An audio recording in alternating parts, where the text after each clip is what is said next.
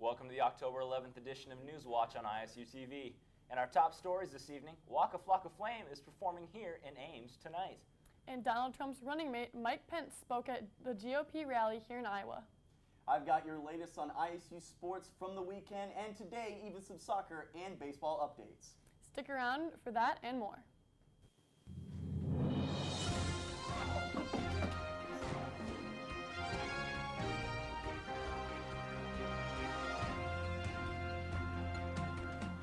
Thanks for watching and have a good rest of your night and week. Stay classy, Cyclones. Thanks for tuning in to today's Newswatch. I'm Courtney Dust. And I'm Ben Elliott.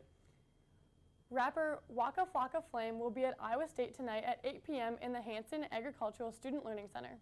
While the show was brought to ISU by the Student Union Board, it is sponsored by Black Student Alliance, who played a big part in bringing Waka to ISU. Waka became famous nationwide in 2009 with his hit singles, Oh Let's Do It, Hardened to Paint, and No Hands. Special guests Mike Floss and Andreas Haffar will open the show. Doors opened at 7 p.m. and tickets for students are $18 and $30 for public. ISU TV's own Megan Morin will be covering the event for Ames Tonight Show, so be sure to tune into that this Thursday at 9 p.m. Republican Vice Presidential candidate Mike Pence spoke at a rally in Newton, Iowa today. Pence was quick to mention Donald Trump's apology made at the Sunday debate. However, Pence did not mention that apology was for comments his running mate made while against women in 2005 audio recording. Pence used his platform to make remarks against Hillary Clinton.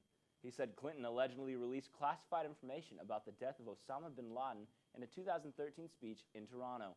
He called her dishonest Hillary in response to her mention of Honest Abe at the Sunday debate. At the end of the debate, Pence took questions from attendees. One attendee took the time to show respect to Pence for sticking with Trump, saying it showed character. The Iowa Board of Regents will be holding a meeting next week to vote on various issues.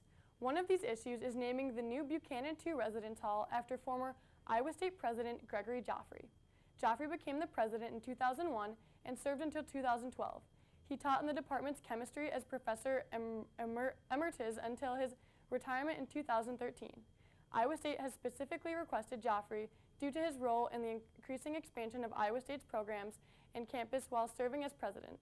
The new residence hall, built to ease the overcrowding in current dorm halls, will house 800 students and is expected to open for living this spring semester. Students from the Greenlee School of Journalism and Communication came to the Great Hall in the Memorial Union to speak to potential employers at the Jumpstart Internship Fair today. About 30 companies came to ISU to talk about job and internship opportunities in fields such as marketing, journalism, design, public relations, and many more. Students from many different majors were dressed to the nines and eager to network with these companies. Even freshmen and sophomores took the time to browse the fair. Some companies could not make it due to the election coverage, but the turnout with both employers and students was still something to be proud of. Another Jumpstart Internship Fair is expected to be held in the spring. The staff of Fraley Hall hosted a party to watch the presidential debate between candidates Hillary Clinton and Donald Trump on Sunday night.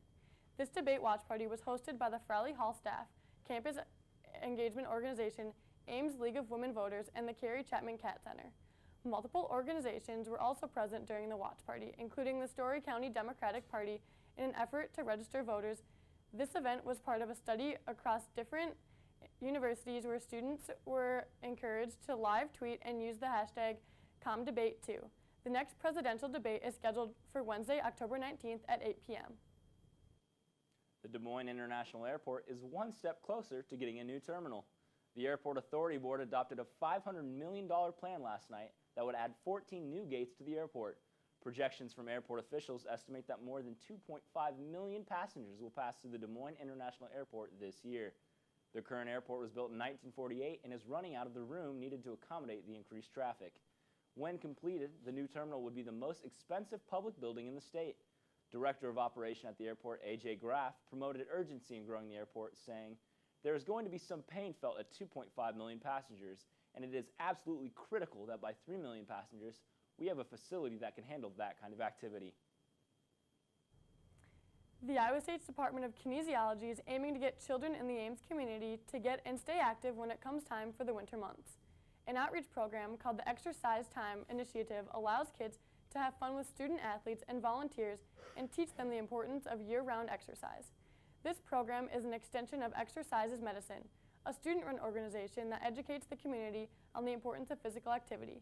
Iowa State students are also encouraged to get involved with this program. The organization is free to join and will hold regular meetings to gain more information from 7 to 8 p.m. on Fridays in Forker Hall, room 184. Iowa State has added a National Academy of Engineering member to the faculty. Lanny Robbins will take the position of Associate Professor and Distinguished Faculty Fellow in the Department of Chemical and Biological Engineering. Robbins, an alumnus of Iowa State, worked as a research fellow with Dow Chemical until 2003. Robbins earned his bachelor's, master's, and doctorate degree in chemical engineering from Iowa State and was awarded the prestigious Marston Medal in 2006, the highest award bestowed on alumni. Robbins has also worked for both the Virginia Polytechnic Institute and Michigan State University. Robbins will begin his new role January 1st of next year. Saturday, a couple hundred people had the opportunity to walk for domestic violence awareness. Lisa Greenwood has more. Saturday, October 8th, sorority Alpha Chi Omega had a philanthropy event, Walk a Mile in Their Shoes, a walk around Greekland to promote domestic violence awareness with a pancake breakfast to follow. My name is Sarah Rasmussen, and I'm the fundraising chair of Alpha Chi Omega. I think that there are people everywhere who are affected by domestic violence. I know people personally who have been affected by domestic violence, and it's just something that's really shouldn't be remain silent. So it's important that we talk about it, and so this event and being a part of the philanthropy committee has allowed me to express my feelings towards domestic violence and made it easier for me to talk about it to my friends and family. So it's just really important in the sense that we need to stop being quiet and make it not such a taboo topic. The event's purpose was to spread awareness to the community on top of raising money for Access. My name is Kate Felstad, and I'm the Vice President of Philanthropy. Access is an assault care center extending shelter and support. So they work with anyone who has been a victim of domestic violence, sexual assault, anything from that perspective. And then the cool thing about Access is they are not mandatory reporters. So if you were a victim of a domestic violence situation, if you talk to anyone else on campus, they would have to report it to the police. But Access has a special permission to be confidential in that way. So you can really just go to them, say, this is what happened, I don't know what to do, and they can give you all your options without being mandatory reporters.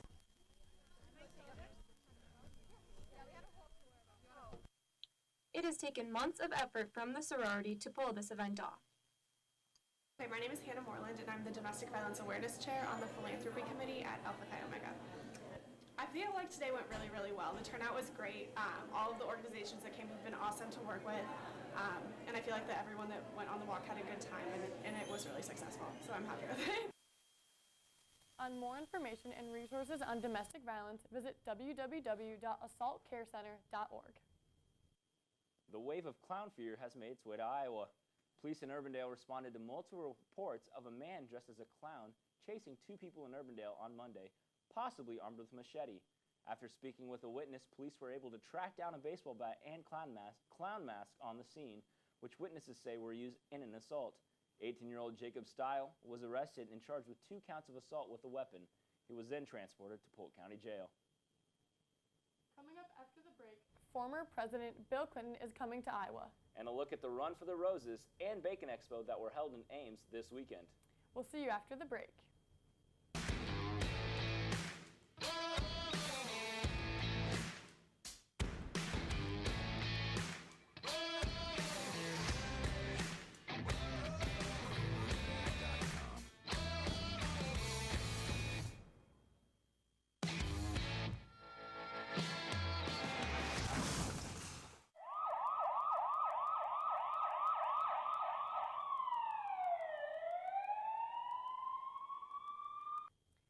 Outside supplier Aspen Hills is recalling cookie dough that was sold to Blue Bell Creameries and other food companies because it may be contaminated with Listeria bacteria.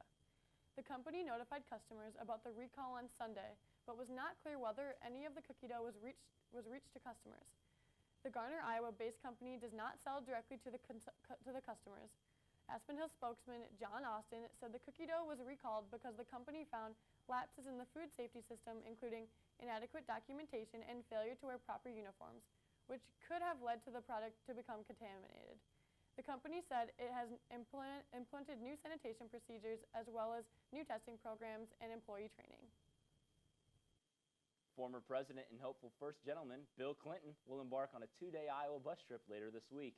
Beginning tomorrow, this tour is designed to get voters to go out and vote early. This is the first bus tour Clinton has done exclusively. Stops on the tour are scheduled for Indianola, Waterloo, Davenport, and Lynn County. The Clinton campaign has not yet released any further details on the tour. North Carolina is still feeling the effects of Hurricane Matthew. The storm, which devastated Haiti, Florida, and much of the eastern U.S. coast last week, now leaves a record high amount of flooding in North Carolina. In some areas, the water reaches as high as 18 inches. The number of deaths are up to 30 in the U.S., 17 of which are a result of drowning in North Carolina, with more than 500 feared deaths in Haiti. North Carolina Governor Pat McCrory says police may have made more than 880 water rescues in the last 48 hours, and he also urges residents to avoid traveling through the dangerous conditions. The 4th annual Bacon Expo was held this past Saturday, October 8th, at the Hanson Agricultural Student Learning Center. Bacon Expo is just one of the ways that agriculture and life science students have told their story to over 1,000 attendees. Josh Lamberty and Jared Calvert have more. Bacon Expo is the only event of its kind in the nation and is held on Iowa State's campus each year. Along with showing attendees how the bacon they enjoy at home gets to their table, 26 local businesses and ISU organizations were present to sample their top bacon recipes. Cameron Jadlowski, one of the public relations chairs of the event this year, explains the thorough planning process. So planning for Bacon Expo, we start all the way back in February. We meet, we assemble, we come up with a theme, and we create a timeline for our project. Whether it's logistics and organizing the event, getting everything set up, contacting vendors, working with sponsorship, making sure we have all our advertising and our public relations things all out and about in the community. And then we go out and we plan the event. We gather committee members and we work with them in order to get things set up for entertainment and education. And then after that, we work to execute that event. Bacon Expo is a great way for businesses to engage with and educate the public. Corporate sponsor Iowa Select Farms aims to do just that in a variety of ways. Today at Bacon Expo, we're just having fun with all of the attendees that are here. We understand that a lot of people don't know where the delicious bacon that they're eating comes from, so we're here today getting the message out about pork production, commercial hog production in the state of Iowa through a fun trivia game that we're playing. We're taking pictures with people, engaging them on social media. The event allows its attendees to try new forms of bacon than they have before. Two attendees share their new discoveries at this year's Bacon Expo. So there's a bacon with chocolate is a dessert, which I had never thought about for bacon. Apparently bacon has multifaceted uses. Lots of different flavors that I hadn't thought about. Or the one that was really fascinating, I think, was to have used corn cobs instead of wood chips for the smoking of the bacon. We're just here to teach people about pork production and really emphasizing that gate to plate message. I just want people to understand where their food comes from. Along with Jared Calvert, I'm Josh Lamberty, ISU TV. In the wake of Republican nominee Donald Trump's 2005 video actress Amber Tamblyn has come out about her sexually abusive relationship. Tamblyn revealed in length on Instagram her former boyfriend was abusive and described a detailed night where he forcibly grabbed her by her genitals and carried her out of a club. Tamblyn goes on to describe the emotional and physical pain she went through after the event. The revelation was posted alongside a photo of Trump kissing pageant queen Olivia Culpo. Amber Tamblyn is known for her roles in Sisterhood of the Traveling Pants, Django Unchained, and made her directional debut in June at the LA Film Festival. Democratic candidate Hillary Clinton has brought in former Vice President Al Gore to help her promote her stance on climate change, an issue popular with many young voters. Gore, a longtime activist for environmental change, served as vice president for 8 years under Hillary's husband, Bill. Clinton has recently been speaking about how she is running against someone who doesn't believe in climate change. Gore joined Clinton on the campaign trail in Miami today, where they emphasized clean energy, reducing fossil fuel production, and more weather-resistant infrastructure. The general election will take place Tuesday, November 8th. Last Sunday, sorority Alpha Omicron Pi hosted their yearly philanthropy Run for the Roses. Mary Kahn, Maria Lizignoli, and Coley Bergeron have more. We've got wallabies. Alpha Omicron Pi pairs with the Ames Area Running Club to put on a 5K and 10K race every October. The Run for the Roses benefits the Arthritis Research Foundation. So last year we raised $25,000, and our goal this year is to raise $30,000 for our 30th year. So we've already beat records so far. Run for the Roses draws such a large crowd because there's not only a race, there are other attractions. We have door prizes, so we do a random selection of about 30 different prizes that different runners can win. So we have like Iowa State shirts, we have picture frames, we have like a cyclone-themed Christmas tree that someone crafted together. But everyone's favorite part is the omelet buffet. Mushrooms, onions, peppers, ham. 30 Alpha Omicron Pi women line up to make custom omelets for the runners and their families. And for people like Zach, this event is personal. My grandma has arthritis and has had to deal with that for quite a long time. It does affect her daily routine of having to tie anything, having to deal with lots of joint movement. This year, Run for the Roses had more than 1,300 participants. For their 30th anniversary, they're hoping to raise over $30,000. I'd say my favorite part has to be the amount of people that came out, because it shows that people care. With Mary Kahn and Maria Lizignoli, I'm Coley Bergeron. The Run for the Roses Facebook page will be posting the results of the money raised within the next couple of days. Russian President Vladimir Putin has canceled his trip to Paris, France next week. Putin and French President Francois Hollande were set to meet over the ongoing and increasingly disastrous civil war in Syria. However, Putin has decided against the meeting following Hollande's comments about a peace-only option end to the war. This is the latest story in a worsening relationship between Moscow and Western nations. Meanwhile, the city of Aleppo has seen the heaviest bombardment in the last few days as these negotiations continue. Coming up after the break, we have Andreas Haffar with breaking sports updates from games going on right now. Stay tuned, you're watching Newswatch. And welcome back to Newswatch at 8. As you can tell, I am not Imani, but my name is Andreas Haffar, and I will be filling in for tonight's Newswatch Sports Report. Now, Iowa State football continued their conference schedule this past Saturday when they went down to Stillwater, Oklahoma to take on the 3-2 Oklahoma State Cowboys. Iowa State proved once again that they are competitive, but not quite where they need to be to win. Quarterback play continued to be a concern for Iowa State as both Joel Lanning and Jacob Park saw successful drives during the day, but remained inconsistent, combining for 7 sacks and 2 interceptions. It was a good day for star receiver Allen Lazard, however, as he was able to corral 2 touchdown passes, one from Lanning and one from Park. Though Iowa State was able to acquire a 17-point lead early in the third, the offense stalled as the Cowboys put points on the board, leading to a final score of 38-31. Following the loss, Iowa State moves to 1-5 on the season and will hope to turn things around against the struggling Texas Longhorns. Iowa State volleyball had a fallout during the 5th set versus Texas on Saturday. Going 0-2 on, the Cyclones rallied together during the 3rd set. Jess Shaven, the sophomore outside hitter, and had 15 kills for the night and 11 digs. The Cyclones were able to make a comeback and win their 3rd and 4th set, but didn't have the same luck during the 5th set. Ciara Capizio had a service error, causing Texas to take the set 15-10. The Cyclones are currently taking on South Dakota at USD, and this session, Iowa State has swept South Dakota, and they won the first 3 sets.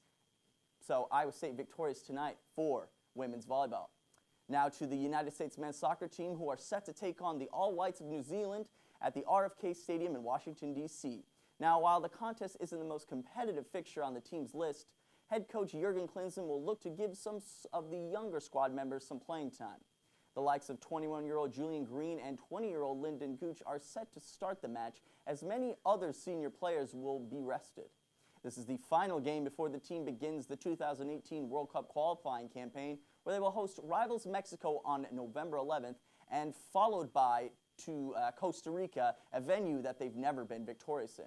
This match is still going on right now, and it is 1-1 in the 75th minute. Last night, the Cubs missed out on their first opportunity for a playoff sweep since 1907. The Giants, however, broke an MLB record for most consecutive elimination games won, winning 8 in a row. Game 4 of the National League Division Series is shaping up to be a battle. Monday night's exciting Game 3 saw the 2-pitcher home runs and a few instances of missed calls that could have easily changed the outcome of the game. Both teams brought out their aces for the game as Jake Arrieta and Madison Bumgarner took the mound, with Arrieta pitching 2 earned runs less than Bumgarner. Tonight's game will see pitchers John Lackey from the Cubs and Matt Moore of the Giants as the Cubs look to close out the series at 7:40 Central Time on Fox Sports 1. And that is all I have for sports today. But right after the break, we will have the one, the only, Jan on the weather. Jan, what's it going to be out there? How's it looking? Well, those 70s that we saw earlier today are well out of the way. Here you can see that cold front starting to drape across the state. Temperatures on the decline. I'll have your full forecast after the break.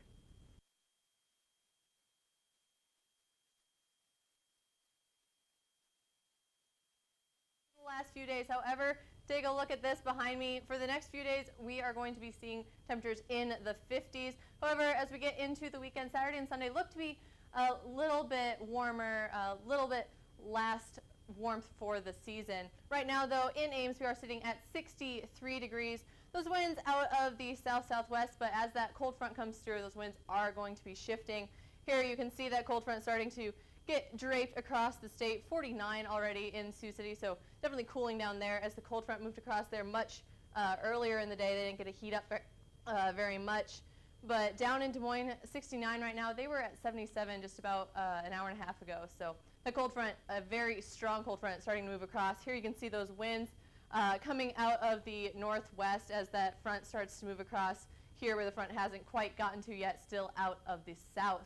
Taking a look at our clouds and radar, you can see a little bit of precipitation associated with that cold front as it starts to make its way across. And also with that comes those watches for freeze warnings here in the overnight hours into tomorrow morning. So definitely a cooler night on the way.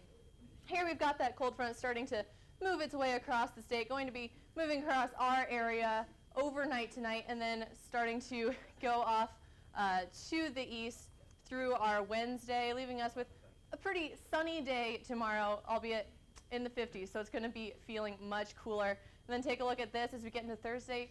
Snow starting to pop up. Not for us here in Ames, but definitely it's on its way. Winter is coming, unfortunately. Tonight, though, going to dip down below freezing here in Ames, 31. So definitely a cool night ahead. Those winds, as I said, as that cold front starts to affect us out of the northwest. Tomorrow, up into the 50s, so about a 20-degree temperature change for us. So you're definitely going to feel it. So bundle up tomorrow as you walk to class.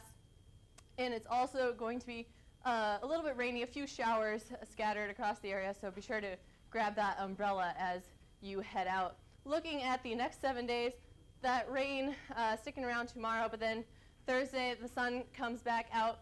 Into the weekend, we have those 70-degree temperatures returning, so a little last breath of summer before we head to fall. Stay tuned, more news after the break. Costumers has done it again with another controversial costume. Last year, the costume outlet got heat for their tampon costume. This year, they are selling an outfit that is based on Kim Kardashian's Paris robbery.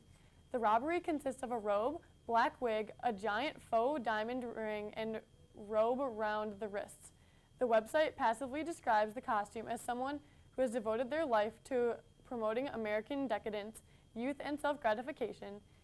Social media was not very happy with the costume, calling it classless and distasteful. The costume outlet says they were not mocking anyone when they created the costume.